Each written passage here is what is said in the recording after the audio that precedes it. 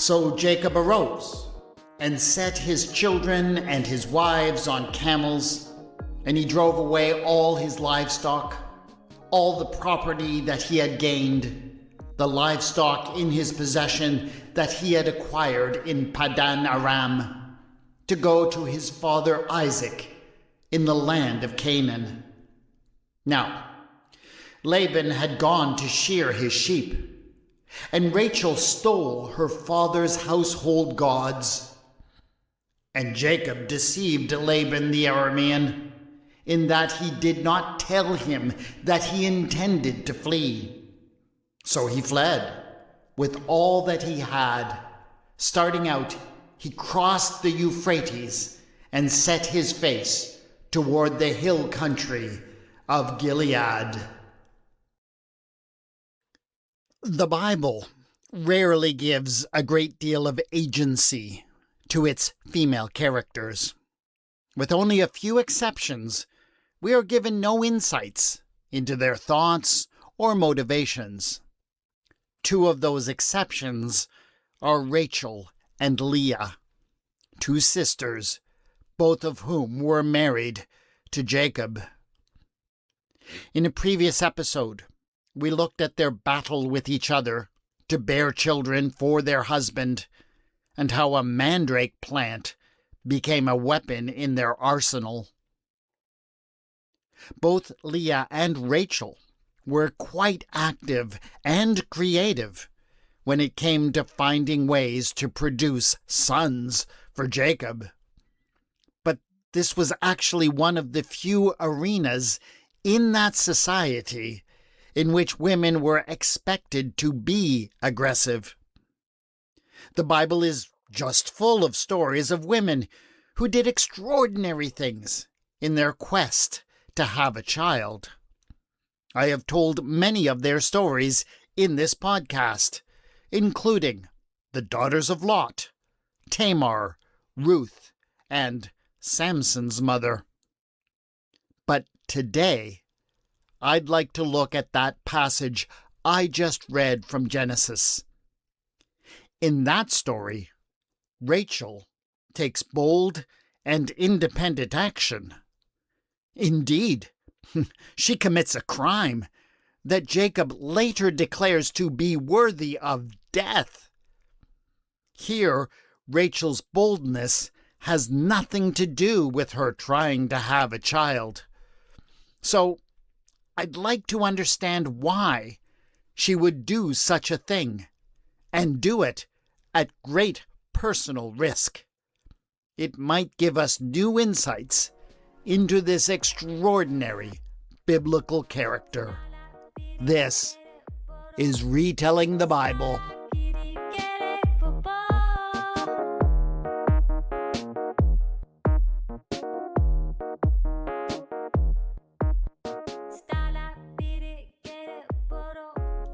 Episode 10.18, The Great Teraphim Robbery.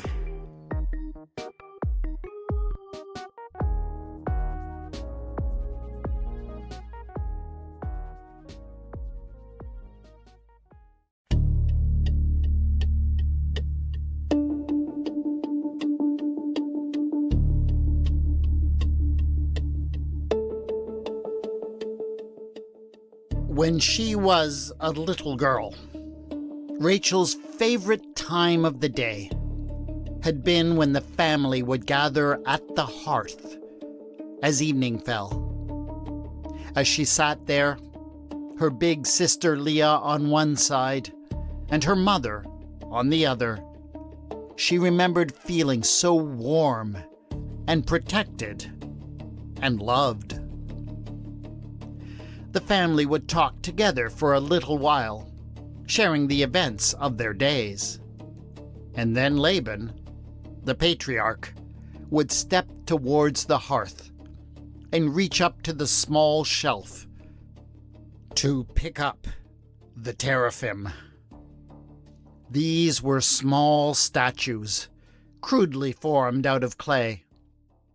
One had the form of a man, with a large penis hanging between his legs.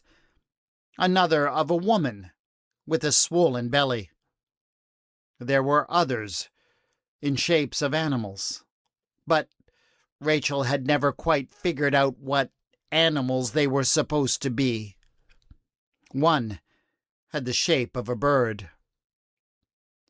These were the deities who held the fates of this family. One was Terah, the great-grandfather of Laban, who had brought the family to live in Padan Aram.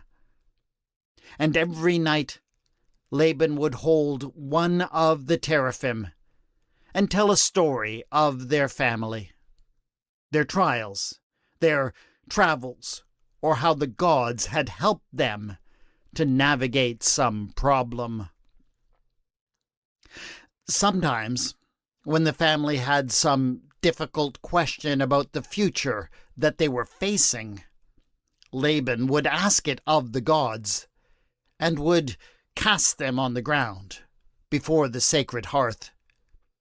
He would interpret the answer in the way that they fell, using some method that Rachel had never understood.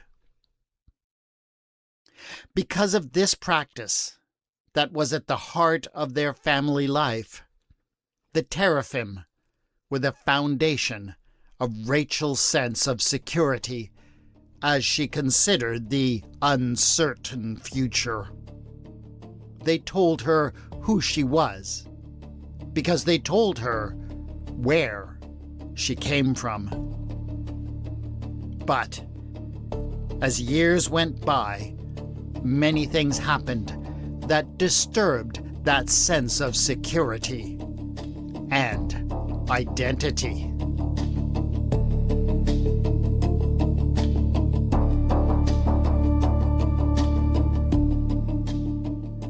Rachel had always known how her father saw her. As his youngest child and his youngest daughter, she had always been a commodity for him, something for him to sell for the highest price that he could get. And could that man drive a hard bargain? One day, when Rachel was taking the sheep out to be watered at the well, there was a stranger there. He had been talking with the other shepherds as she came up, but when he saw her, he kind of went into beast mode. He took off his tunic and flexed his muscles as he single-handedly rolled the huge stone from the mouth of the well, a task that was usually only accomplished by all of the shepherds working together. Rachel knew exactly what the stranger was up to. She had long been considered an exceptional beauty, and was used to men behaving like peacocks, a strange and colorful bird that was sometimes imported from the Far East to get her attention. She rolled her eyes and let the stranger draw sufficient water for her flock. I mean, why not let him do the work, if he was so willing? But then, while she was distracted with making sure that all of the animals were getting to drink, he took her by surprise. He snuck up on her and kissed her. This sexual assault he excused by beginning to weep and explaining that he was family, the son of her aunt. Rachel did not think that made what he had done okay, not by a long shot. But she did agree to take him home and introduce him to her father. When Laban met the stranger, Jacob was his name, Rachel could see the $signs in her father's eyes right away. It was plain that Jacob was besotted with his daughter, and though he had arrived with almost nothing to his name, Laban could see the potential that was in the young man. Before long, Laban had come up with a plan to use Jacob's love for Rachel to extract as much wealth as possible from him. And Rachel would never forgive him for many aspects of that plan. It wasn't just that Laban had not considered that Rachel had no interest in being married off to this muscle-bound fool. She had never expected that her own romantic feelings would be taken into account when it came to the question of who she would marry. The bigger problem was that Laban had sought to extract more labor from Jacob by setting her and her sister Leah against each other in a brutal competition, essentially destroying the one positive relationship Rachel had had in her life since her mother had died. She would never forgive Laban for that.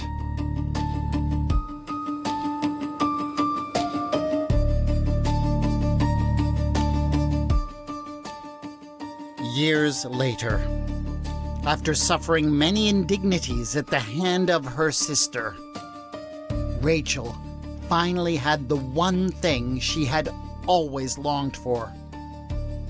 As she held her infant, her Joseph, to her breast, she felt the sense of meaning and purpose flow back into her life.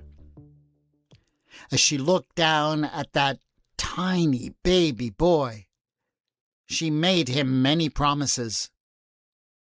She would do whatever she could to ensure that his life was secure.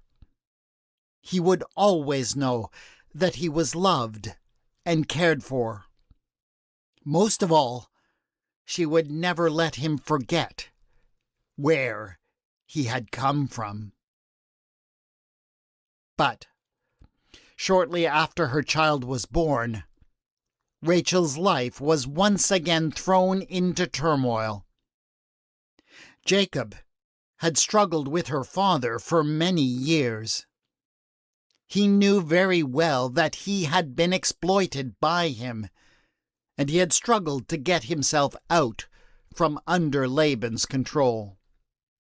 So, shortly after Joseph had been born, Jacob finally came up with a plan to move his family away and back to Canaan. It was a complicated plan that involved a breeding program that would take years to work through. But Jacob assured her that by the time that Joseph was old enough to make such an extended journey, they would finally leave the only home that Rachel had ever known behind them for good. And so, it turned out that Rachel had a great deal of time as she watched her child grow to become a fine, strong boy, to think about leaving Padan Aram. She knew that she had no choice in the matter, that once again her life would unfold according to the whims of fickle men, but she hardly wanted to leave everything behind her. And whenever she thought about what had been good about her life in this place, she found her mind turning back to that time when her mother had been there, when Leah and she had been close, and when the world had seemed safe. But she didn't just want a reminder of those times. As a parent, she wanted to be able to pass a heritage down to her son. Joseph needed to know about his ancestors and about the gods who had protected their hearth and home. And so, as those years of goat and sheep breeding went by, Rachel could not help but think more and more often about her family, Teraphim.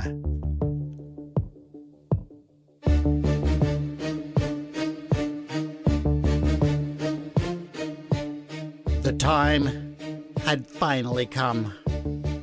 Jacob gathered the family and announced that they were going to do it. They were all to pack up everything that they owned, and they were to be ready to leave at any minute.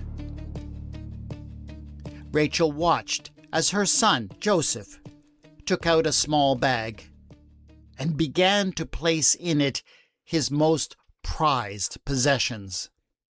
A pretty rock he had found down in the wadi. A small scrap of wood that looked vaguely like a duck.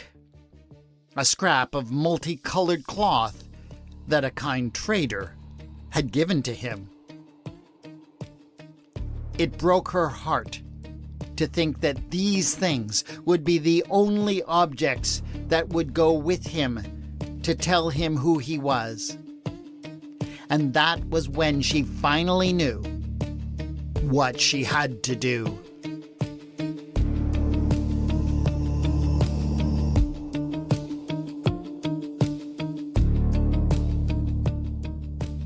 For some reason, Rachel drew out her plans for the heist on a blue sheet of parchment. There was just something that seemed right about it. She sketched out the floor plan of her father's tent, the entrances and exits, and all of the objects that would make a lot of noise if she stumbled over them. She wrote down the times when Laban's servants would be passing by, and calculated the largest window of time when she would be undisturbed. Laban himself, she knew, would be away. It was shearing season, and he was off tending to that. It was one of those times of the year when normal rules of society were suspended. The shepherds were paid for their work, and immediately went out to spend it on wine, beer, and women. The women in particular flocked to the place in huge numbers, almost as much as the sheep. Laban never came home early from shearing. There was one more thing that Rachel needed to put in place before she was ready to go. Her getaway. She called out to her servant, Bilhah. The woman was utterly devoted and would do anything for her, as she had already demonstrated twice.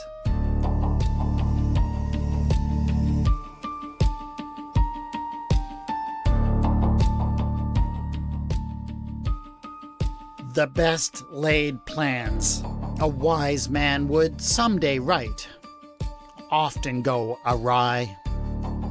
When Rachel put her plan into action, it didn't quite go as she had expected. Laban's tent was indeed empty, and his servants were busy elsewhere. What she hadn't reckoned on was that her father had recently obtained an exotic animal for his small menagerie. It was a large peacock with very colorful plumage and a massive tail. As soon as Rachel entered into the tent, the bird began to emit the most piercing call she had heard in her life. The entire camp must have known immediately that somebody had gained unauthorized entry. Rachel had to act fast. She ran to the shelf by the hearth and saw the Teraphim. She swept them up quickly, placing them in a bag she had brought for that purpose, and ran for the nearest exit. Fortunately, as soon as Rachel came out, she saw that Bilhah, faithful and solid as ever, had not been frightened off by all the noise. She stood, calmly holding the camel by its halter. They both quickly scrambled into the saddle and were off while the entire camp was still in confusion.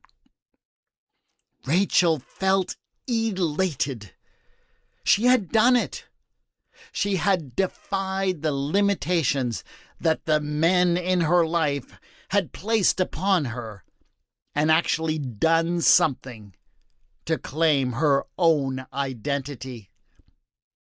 She clutched the bag of Teraphim to her chest as they rode off. She knew her father did not want her to have them, because he felt that he, and he alone, got to define his family. Of course, she knew that Jacob would object as well, and not only because of how they had been obtained. Jacob had a special relationship with a god that he had encountered at a place he called Bethel. He told the story all the time, though he had never created any Teraphim to memorialize the event. He believed that the god of Bethel had made him particular promises, and he demanded that the whole family share in his devotion. Rachel participated in the sacrifices that Jacob arranged, of course, but she had never had any sense that this god had much to do with her. Perhaps, one day, Joseph would join his father in his devotion. She would have no problem with that. But she would also make sure that he knew about her gods and her heritage. That way, he would at least be able to choose for himself where his devotion truly lay. But, in the meantime, no one could know what she had done this day. When they finally felt they had put enough distance between themselves and Laban's camp to allow their beast to rest, she removed the saddle and took the time to hide the Teraphim deep inside one of the pouches.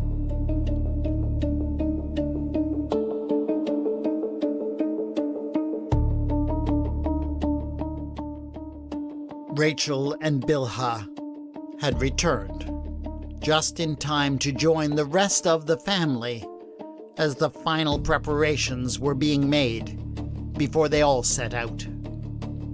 If, amidst all the confusion, Jacob had noticed that they had been missing, he said nothing about it. And so, the family set out, herding the large flocks in front of them and moving at a fast pace.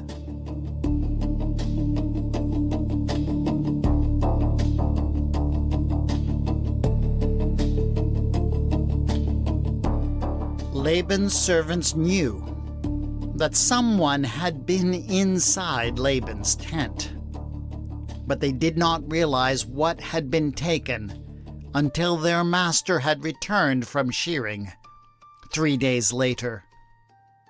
He entered into his tent and quickly sent up a great cry.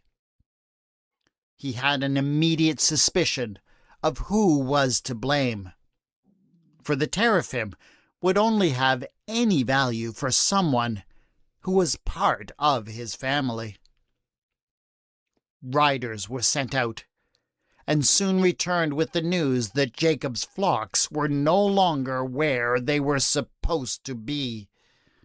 And so Laban quickly set out with a large party of his kinsmen to find his son-in-law's trail. Finding the trail was easy.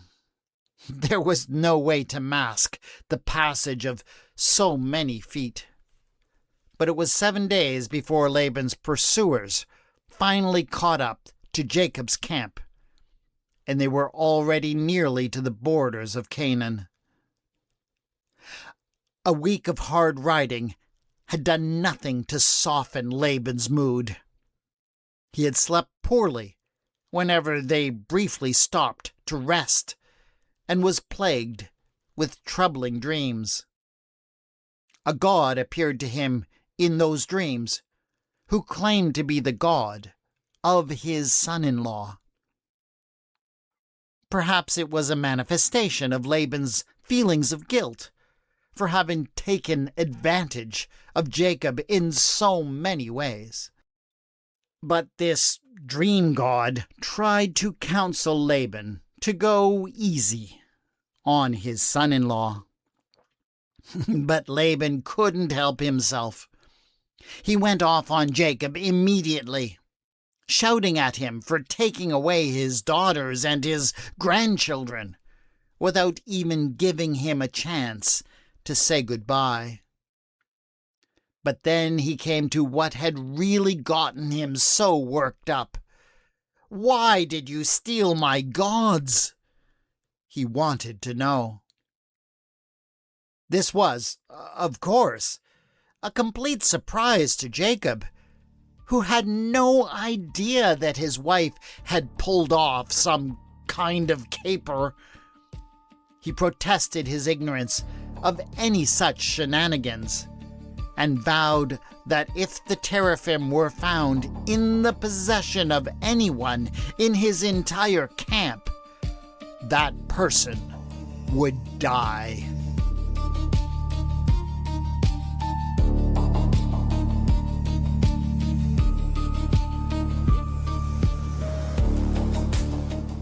Rachel had always suffered from very painful menstrual periods, and over the past few days, she had felt the symptoms coming on strong, suffering all the more because of the constant motion of the camel beneath her.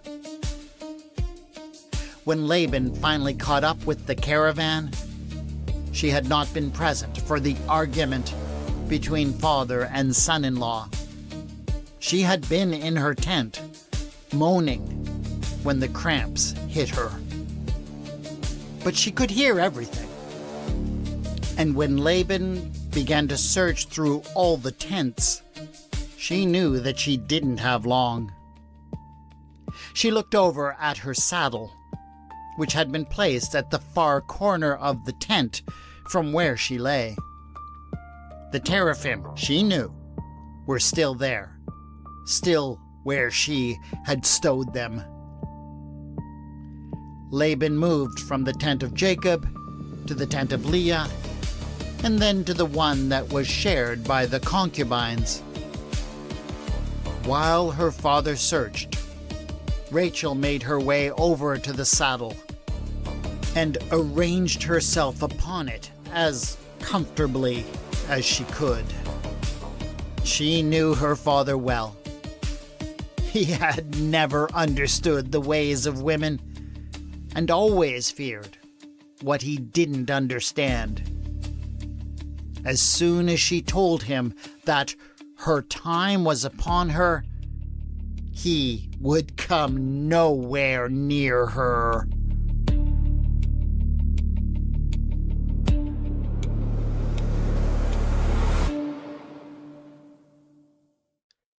We actually know very little about the objects that Rachel stole from her father. They are called Teraphim in Hebrew, a word that only appears a few times in the Bible the meaning of which is not clear. Teraphim is a plural noun, but it sometimes takes a singular verb, so it can presumably refer to a single object. In the story of Rachel's heist, they seem to be small objects that are easily hidden in a saddle. But in another story, the one I told in my episode number 5.20, the 100 Foreskin Princess, the Teraphim is one large object, roughly the same size as a young man. But we don't really know what they are. Laban, in this story, literally calls them his gods, speaking of them in the same way that he speaks of Jacob's God. But they don't seem to be like the kind of national God that Yahweh eventually became to the nation of Israel. In the New Revised Standard Version, which I read from at the top of this episode, the word gets translated as household gods. That seems like a pretty good translation. The figures represent popular and personal divinities, rather than a pantheon of official national gods. Recently, however, some scholars have suggested that the Teraphim represented ancestors rather than what we might think of as gods. That may well be, but Laban's reference to them as his gods seems to indicate that the line between an ancestor and a god could get a bit blurry. There is also some suggestion that Teraphim could be used for divination, which I have imagined in terms of them being cast like dice, and an answer being interpreted from the way that they fell. But really, who knows how that might have worked? There is a law in the book of Leviticus that states that anything that a woman sits upon during her menstrual period is made unclean. I have often heard commentators make the point that this would have rendered the stolen Teraphim useless in this story. But I'm not so sure that that is the point of the odd twist at the end. I imagine that Rachel stole them because they had meaning for her, meaning that would not have been nullified by her own natural bodily functions. In all the great heist movies, Ocean's 11, The Italian Job, The Great Train Robbery, the final act includes a scene where the master thief uses the mark's assumptions against them. The point of Rachel's final move is that she manipulated her father's ignorance and fear of female matters to finally bring her heist to its triumphal conclusion. That is it for this episode of Retelling the Bible. Join us again in 2 weeks' time for another episode that gives you a fresh approach to an old Bible story. The theme music for the podcast is Ada by Kevin MacLeod, and the mood music for this episode was Battlefield 6 Streaming Music Volume 33, Sneaky Sniper by Sascha Ende. The music is licensed in the Creative Commons and can be found at incompetech.com and at ende.app, respectively. Sound effects by Pixabay.com. You can contact me on Bluesky at Retelling the Bible and on the Facebook page Retelling the Bible. Show notes have been posted at retellingthebible.wordpress.com. Thanks to my Patreon supporters for your ongoing and much appreciated support. Go to patreon.com/retellingthebible to join them in supporting this podcast. This is Retelling the Bible. And I have been your storyteller, W. Scott McCandless.